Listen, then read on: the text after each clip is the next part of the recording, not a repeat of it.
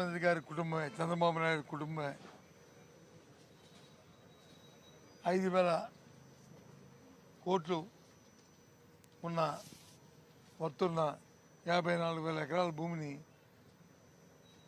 సొంతం చేసుకునే ప్రయత్నం చేస్తున్నారు.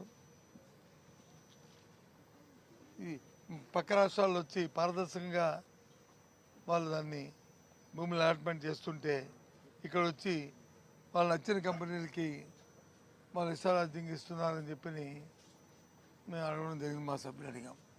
దానికి అటు నుంచి సరైన సమాధానం లేదు.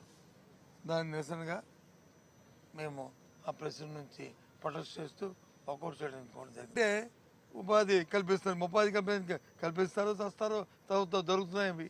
ఈరోజు స్వయంగా ఆ సంస్థ గీతం సంస్థ అధినేతే కాదు 5,000 కోట్లు కాదు 1,000 కోట్లు దాని అని.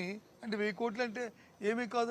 వాళ్ళకి పెన్షన్ ఇచ్చే అంశం 60 సంవత్సరాలు నిండిన వృద్ధులకి, మహిళలు కానీ పురుషులు కానీ ఎవరైతే అర్హత ఉన్న వాళ్ళకి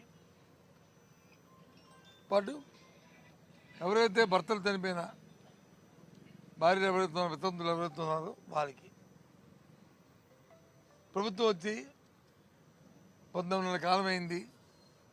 ఏ ఒక్కరికైనా ఇచ్చారా, కొత్త పెన్షన్ ఒకటి ఇచ్చారా అని అడిగాం.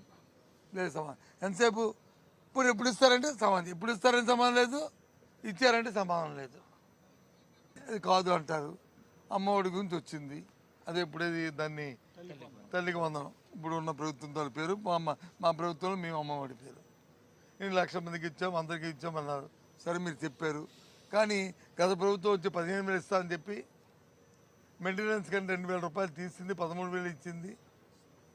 మేము వస్తే మాత్రం 15,000 పూర్తిగా ఇస్తాను, ఏ ఒక్కరికైనా 15,000 ఇచ్చారా అనేది మా సభ్యుడు అడిగాడు. దానికి ఆ 13,000 రూపాయలు కూడా 100% అందరికీ రాలేదు. సాక్షిగా ఇంకా రాష్ట్రంలో చాలామంది విద్యార్థులు 100 మందో 1000 మందో కాదు, లక్షల్లో విద్యార్థులకి 7,000 రూపాయలు ఇంకా బకాయి ఉంది. ఒకసారి ఇప్పటికైనా చెక్ చేసుకొని ఆ ఇవ్వాల్సిన ఆ లక్షల మంది ఎంత ఉన్నారో ఆ 2 లక్షల 3 లక్షల 5 లక్షల అందరికీ కూడా ఈ శాసనసభ సెషన్స్ లోపల వాళ్ళందరూ తెలుసుకొని ఆ సమస్య పరిష్కారం చేద్దాం ఆలోచన ఈ ప్రభుత్వం ఎవరికి లేదు. ఎంతసేపు మాకు ఓటు ఇచ్చారు కదా ప్రజలు, 5 సంవత్సరాలు ఉండొచ్చు కదా, ఏ రకంగా దొరికిందో దోచుకు తినొచ్చు, లేదంటే అడ్డగోలుగా మాట్లాడచ్చు. ఒక సాంప్రదాయం ఒక సంస్కారం అక్కర్లేదు, మా ఇష్టం. సంవత్సరానికో 6 నెలలకు ఇచ్చారు. మా ప్రభుత్వం అయితే ప్రతి సంవత్సరం 2 సార్లు ఇచ్చేవాళ్ళం. జనవరిలోను జూలైలోను కంపెనీకి ఇచ్చి ఎవరైతే బ్యాక్లాగ్ అన్నీ ఇచ్చేసి మళ్ళీ కొత్త వస్తే మళ్ళీ వెరిఫికేషన్ చేసి డిస్ట్రిబ్యూట్ చేసుకున్నాం.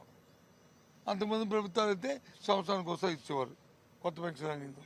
అయితే ఈ ప్రభుత్వం 19 నెలలే పట్టించుకోవట్లేదు. భూములు లేదు, అడ్డగోలుగా దోచేస్తున్నారే. సొంతంగా ముఖ్యమంత్రి కుటుంబానికి ఇందాక చెప్పినట్లు 5,000 కోట్ల రూపాయల భూమిని తీసుకుంటూ కాదు 1,000 కోట్లని ఆ సభ్యులైతే ఆ కుటుంబం చెప్తున్నారే.